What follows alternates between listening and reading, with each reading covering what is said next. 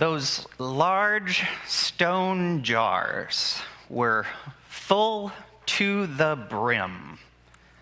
In a story of such importance, the one where we get our first taste of the intoxicating work of Jesus, that little detail, jars full to the brim, almost seems over the top, or at least right at the surface of the tipping point. I suppose you could say, sure, the servants were just following orders. Jesus had told them, fill the jars. But that little phrase, to the brim, seems almost excessive. It feels extravagant, maybe even superfluous. And then again, fullness to the brim is an invitation for us to see what this story is really about. However, when we joined the wedding festivities, it was no scene of abundance, at least not the point where we came in. We quickly hear of the problem, a big problem. They hadn't just spelled the pastor's name wrong in the bulletin. People can look past that. And it wasn't that the flower girl was a bit too temperamental. In fact, it seems that we have a special kind of grace in those moments for that sort of thing. In this case, though, the wine was about to run out, and that meant something big was at stake. This week-long celebration of life and community where everyone from far and wide had been invited, this wedding was about to end prematurely. The guests were about to miss out on this highlight of community life and collective joy that they had been called to. And the groom's family, who evidently had not prepared well enough for the day, or the week, I should say, was about to take on the kind of public shame that would remain with them for many years to come. This was no small faux pas, not even in a no-name place like Cana of Galilee.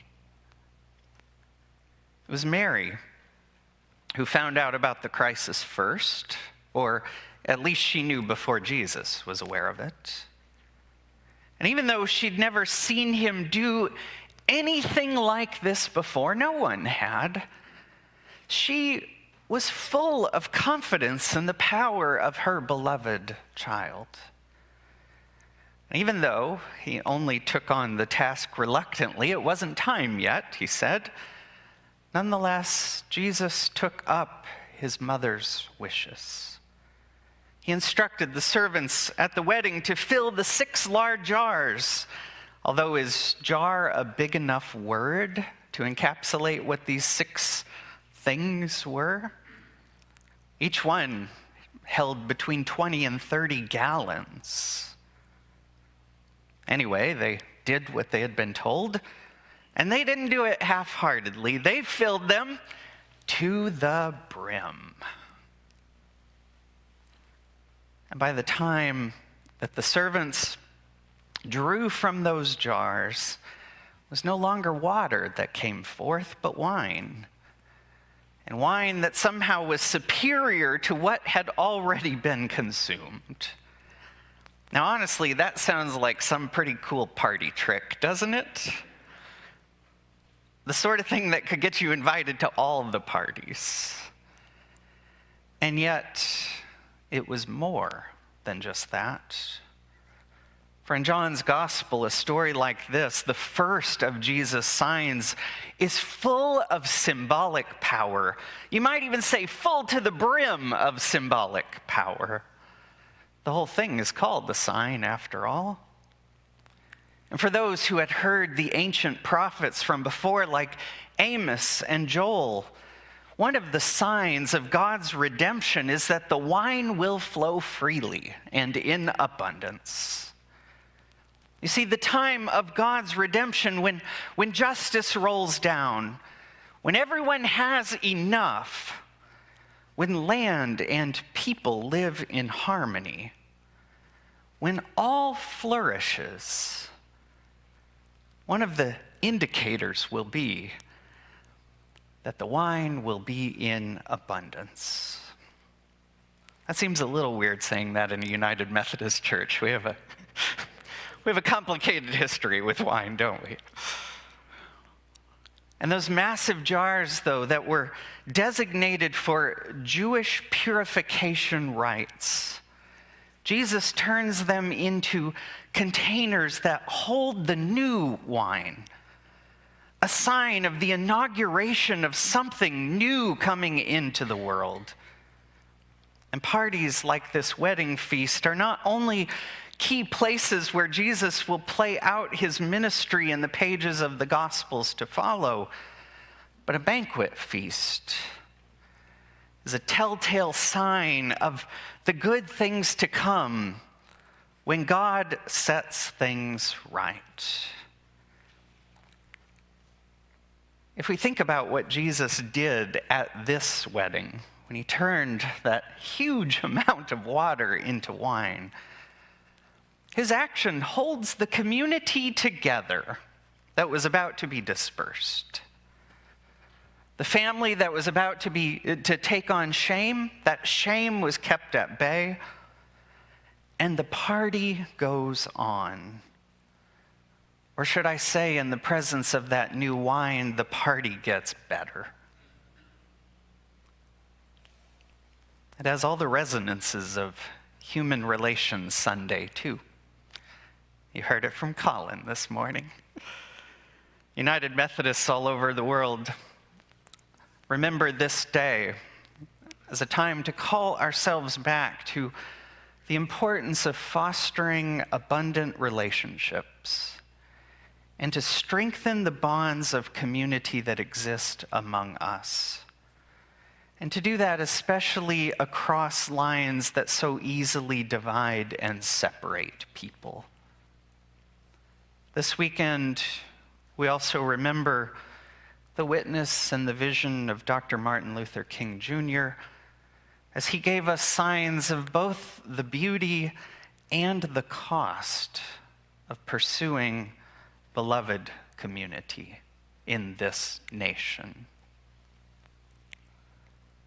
And as we consider the beginning of Jesus' ministry in John chapter 2, we all know that we're preparing for another new beginning tomorrow with the inauguration of President-elect Donald Trump. I don't know what tomorrow brings. We have been given some promises of what to expect. I'll note one in particular. From late October on the campaign trail, President-elect Trump said, and I quote, "On day one, I will launch the largest deportation program in American history to get the criminals out," end quote. Day one, that's tomorrow. Indeed, there's a lot of fear that's going around right now. That quote is one sign of it. My fear, my concern, is for our African national members. People who took the same vows to be a part of this church as all who are here and call themselves a member of St. Paul's United Methodist Church. And I'm concerned for many who came to this city from other nations because Cedar Rapids said, "Welcome is our language." Now, hear me out. Apart from what any of us may think about immigration policy, and indeed, that is certainly a complicated matter, I'm going to try to stay in my lane here today. We know from experience, though, that anti-immigrant rhetoric has brought about hatred and violence against immigrants, regardless of what documents they can show upon demand. Tomorrow will likely bring about a new epoch of suspicion in questioning the status of neighbors, friends, members of this church, your church, Christ's church? No matter what comes, remember that our holy scriptures teach us that God's people ought to, and I quote, love the foreigner as yourself. Love is and always will be our highest calling and obligation. Now, I also need to say as an aside, and I'm grateful that these individuals are in the room today. I'm grateful for the good work that Pastor Daniel and Mugisha and Cassasilla are doing in our community to foster safety and care for immigrant populations in our city and in this church. Thank you. Thank you.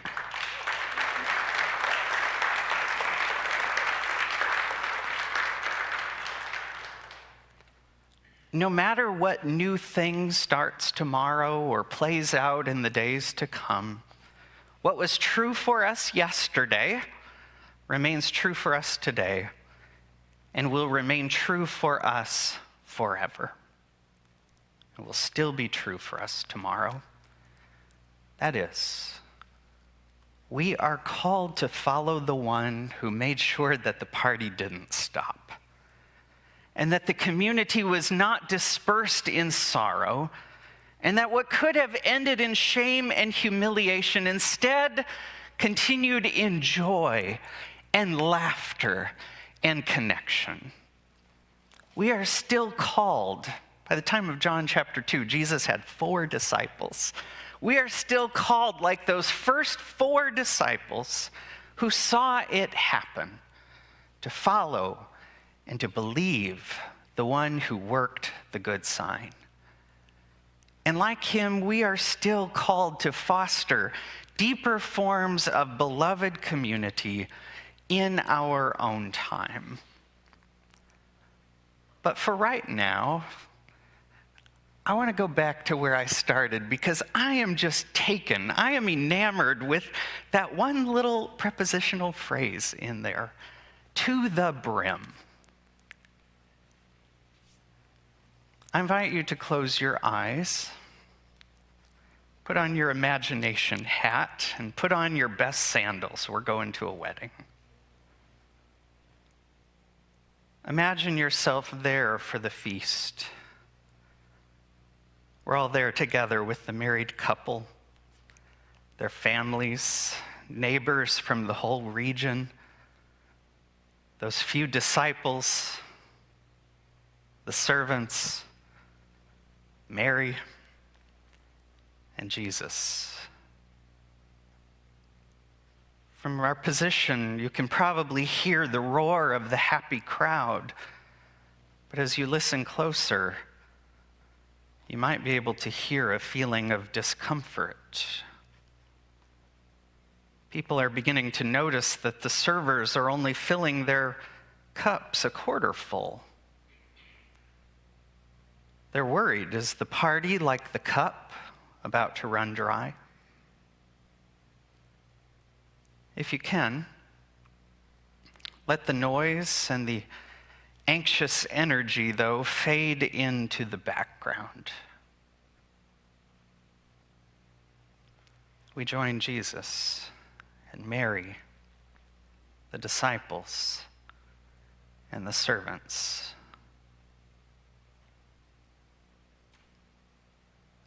Lean in a bit and take a good look at those 6 massive stone jars. They were full to the brim with water just a moment ago, but they're now somehow a deep hue, too dark to see through, purple with shades of red. Consider the ancient prophets and what that wine means.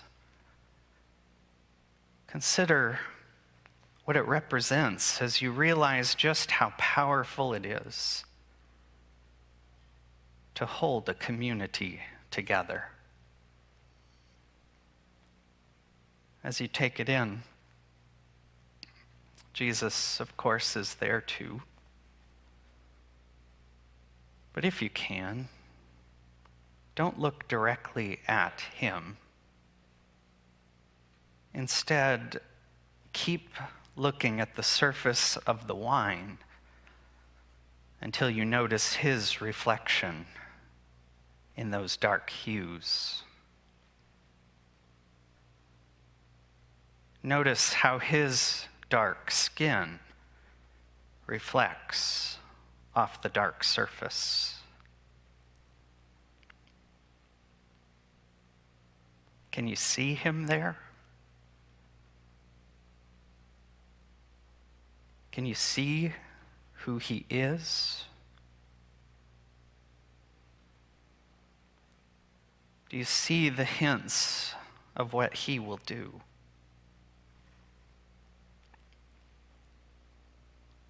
And if you have to, get just a little bit closer to one of the jars until you can see your own face in the reflection. Can you see who you are to be and what you are to do? Amen.